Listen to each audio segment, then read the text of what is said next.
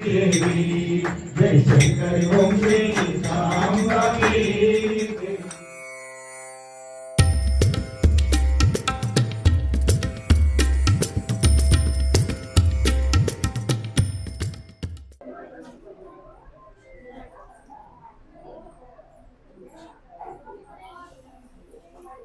శ్రీమాత్రే నమః. జగజ్జనని యలగంద మహమ్మాయి దేవి నమః. ఈ రోజున చాలా విశేషమైనటువంటి ఒక రోజు.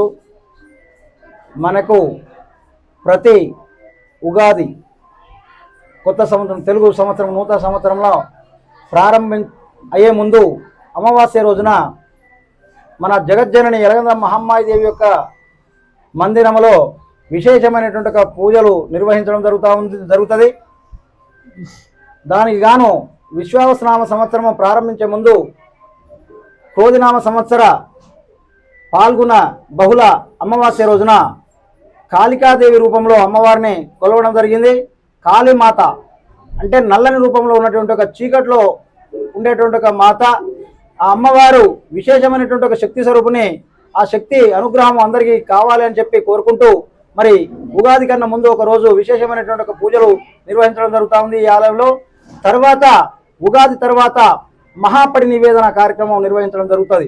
ఈ పడి నివేదన ఉగాది అనంతరము చైత్ర మాసంలో మొట్టమొదటిసారి వచ్చేటువంటి ఒక శుక్రవారం నాడు కానివ్వండి, లేకపోతే ఆ రోజున వీలు కాకపోతే రెండవసారి వచ్చినటువంటి ఒక శుక్రవారం రోజైనా కూడా మహాపడి నివేదన చేసేటువంటి ఒక కార్యక్రమము ఈ ఆలయంలో తరతరాలుగా కొనసాగుతుంది. అదేవిధంగా ఈ సంవత్సరం కూడా భక్తుల సమక్షంలో విశేషమైనటువంటి ఒక పూజలు నిర్వహించి ఆ మహాపడి నివేదన నిర్వహించడం జరిగింది. ఇట్టి కార్యక్రమానికి చుట్టుపక్కల ఊర్లే కాకుండా చుట్టూ జిల్లాల వారు కూడా విశేషమైనటువంటి ఒక భక్తులు దాదాపు ఇంచుమించు 500 నుంచి 700-800 మంది దాకా వచ్చి దర్శనం చేసుకున్నారు. ఇంకా ఎక్కువ వచ్చేటువంటి ఒక అవకాశం ఉండే. రాబోయే రోజులలో మరి వచ్చేటువంటి ఒక అమావాస్య రోజున కాస్త చల్లగా పడేటువంటి అవకాశం ఉంది, వర్షాలు కురిసి. కాబట్టి అప్పుడు విశేషమైనటువంటి జనులు వచ్చేటువంటి అవకాశం ఉన్నది. మరి కొంగు బంగారంగా అందరినీ చూస్తూ ఉంది తల్లి, చల్లని చూపులు చూస్తూ ఉంది. చాలా మంది కూడా ఇక్కడికి వచ్చే భక్తులందరూ కూడా మా కోరికలు నెరవేరినవి, మా అమ్మాయికి పెళ్ళైంది ఇక్కడ దర్శనం చేసుకున్న వాళ్ళ తర్వాతనే, మా అబ్బాయికి ఉద్యోగం వచ్చింది ఇక్కడ దర్శనం చేసుకున్న తర్వాతనే అని చెప్పి ఎన్నో విశేషమైనటువంటి కార్యక్రమాలు చెప్తా ఉన్నారు. అంతేకాకుండా ఆరోగ్యరీత్యా ఒకసారి మాకు ప్రత్యక్షంగా చెప్పినటువంటి ఒక విధానం ఏంటి అంటే, ఒక భక్తుడు హాస్పిటల్కి పోయి డాక్టర్ను సంప్రదించినప్పుడు అతనికి అన్ని విధాల పరీక్షలు చేసిన తర్వాత నీకు ఇమీడియట్గా ఒక 15-20 రోజుల లోపల ఆపరేషన్ చేయాలి, ఆపరేషన్ చేయకపోతే ఇంకా అనారోగ్యానికి గురవుతావు అని చెప్పాడట. ఆపరేషన్ తప్పకుండా చేయాలని చెప్పి వాళ్ళకు కొటేషన్ కూడా ఇచ్చి ఇంత డబ్బు అవుతుందని చెప్పాడట. వాళ్ళు డేట్ కూడా తీసుకొని వచ్చారు ఆపరేషన్ కొరకు. కానీ అమ్మవారిని ఒకసారి దర్శనం చేసుకొని పోదాము, ఆపరేషన్ సక్సెస్ కావాలి, ఆరోగ్యంగా ఉండాలి అని చెప్పి అమ్మవారిని కోరుకొని వద్దామని చెప్పి వచ్చారు. వచ్చి అమ్మవారిని దర్శనం చేసుకున్నారు. అయ్యా నేను పలానా రోజు నాడు ఆపరేషన్కి పోతున్నా, నాకు ఆరోగ్యంగా ఆయతట్టు కలగజేసేటట్టు దీవించు తండ్రి అని చెప్పి మమ్మల్ని కూడా సంప్రదించడం జరిగింది.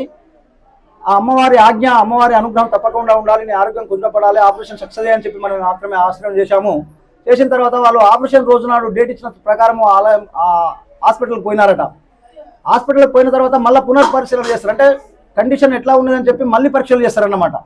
ఆ పరీక్షలు చేసిన సందర్భంలో మరి వాళ్ళు ఇచ్చిన 15 రోజులకు సరిపడే మందుల ప్రభావమో లేకపోతే అమ్మవారి యొక్క దర్శన భాగ్యమో, ఆ అమ్మవారి యొక్క అనుగ్రహమో కానీ అక్కడికి పోయి మళ్ళీ పరీక్షలు చేసిన తర్వాత అయ్యా నీకు మరి ముందు వచ్చినప్పటికన్నా ఇప్పుడు కొద్దిగా మెరుగైనది, నీకు ఆపరేషన్ చేసేటువంటి అవసరం లేదు, ఎందుకంటే నీకు వైద్యంతో స్పందన, ఆ మందుల వలన నీకు స్పందిస్తూ ఉంది, నీ శరీరము దాదాపుగా కొంతవరకు నయమైంది, ఇక ఆపరేషన్ చేసిన అవసరం లేదు, దాదాపు 3-4 లక్షల రూపాయలు మిగులుతాయి, ఇట్లనే కొనసాగించి నీకు మందులు వాడుకొని రాబోయా అని చెప్పి చెప్పారట.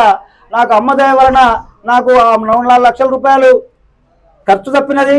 ఖర్చే తప్పుడు కాకుండా అప్పసప్ప చేసుకొని చేస్తుంది కావచ్చు, ప్రాణం కన్నా పెద్ద ముఖ్యం కాదు కదా అని చెప్పి చేసుకుందాం కావచ్చు, కానీ ఆ అవసరం లేకుండా నాకు ఆరోగ్యం మంచిగా అయిందని చెప్పి ఆ డాక్టర్ చెప్పాడు. అది నాకు చాలా సంతోషం అమ్మదయ వల్ల అని చెప్పి మళ్ళీ పునర్దర్శనం కొరకు వచ్చాడు.